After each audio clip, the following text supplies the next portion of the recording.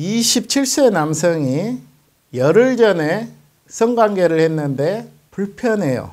그리고 성관계 일주 후부터는 소변 볼 때 아프고 자고 일어나면 팬티에 쌀뜨물 같은 분비물이 묻어 있다고 해요. 이게 비임금성 요도염의 전형적인 경과예요.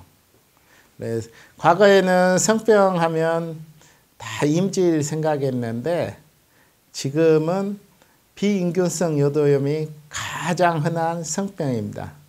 그리고 이런 비임금성 요도염은 혈뇨가 거의 다 같이 동반돼요. 그 발생 빈도를 보면은 임질보다 비임금성 요도염이 한 2.5배 정도 더 발병하고 있어요. 그리고 여자의 75%, 남자의 25%는 무증상이에요. 그래서 본인이 병이 없는지 알기 때문에 계속 전파가 되는 거예요.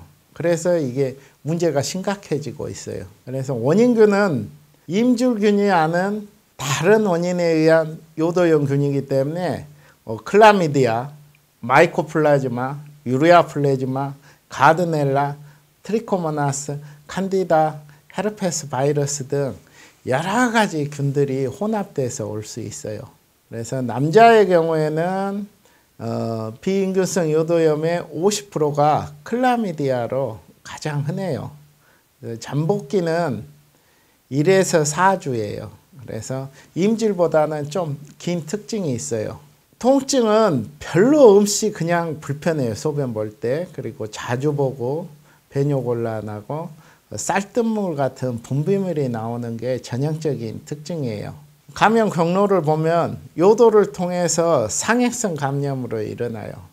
그래서 이게 이제 계속 타고 올라가면은 전립선을 통해서 정낭해서 정관에서 부관으로 갈 수가 있거든요. 그래서 급성 부관염, 그러니까 관이 아프다고 온 환자의 절반 이상은 이 클라미디아 균인 경우가 대부분이에요. 그리고 여성 같은 경우에는 이제 질염이 가장 흔하고 그 다음에 더 진행해서 자궁경부염 같은 게 동반된 경우가 많아요.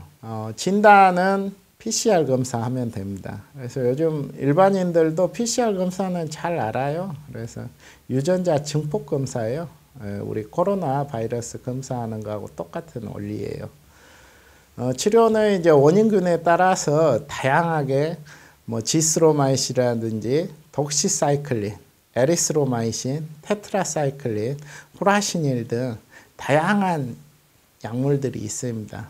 그래서 원인균에 따라서 치료는 하루에서 길어야 보통 일주일 정도 치료합니다. 남자는. 네, 여성은 2주 정도 치료할 수가 있고요. 제일 중요한 것은 과음을 했다든지 과로를 그리고 잠을 푹 못 자고 해서 면역력 저하가 된 상태에서는 성관계 없이 분비물과 함께 배뇨 증상이 나타나는 경우가 있어요. 이러한 경우는 요도나 전립선, 정낭, 음낭에 잠복되어 있던 균이 재활성화되었기 때문에 그래요. 새롭게 걸린 게 아니라 가지고 있던 것이 다시 활동을 한 것이죠. 그래서 치료를 하지 않았을 때 나타나는 합병증은 남자에게는 이제 소변 요도가 좁아져 있거나 전립선염, 정낭염, 부관염, 고환염, 방광염, 여성에게는 자궁경부염, 골반염, 자궁의 임신, 불임 등을 일으킬 수 있습니다. 그래서 우리가 이제 PCR 검사를 해보면 클라미디아, 유레아 플라즈마, 가드넬라 이런 게 혼합돼서 감염이 돼요. 그래서 뭐 클라미디아 같은 경우는 우리가 약 하루 먹으면 되고 가드넬라는 짧게는 이틀만 먹어도 돼요. 남자 같은 경우는요. 뭐 유레아 플라즈마 같은 경우는 일주일 정도 복용하면 치료가 다 끝나요. 결론적으로 이 비임금성 요도염은 가장 흔한 성병인데 잠복기가 길고 무증상인 경우가 많이 있다는 거예요. 그래서 본인도 모르게 주위에 전파를 시키는 거예요. 그래서 여성의 경우 무증상인 경우가 75%예요. 그래서 자기가 병에 걸렸다고 생각하는 경우가 거의 없어요.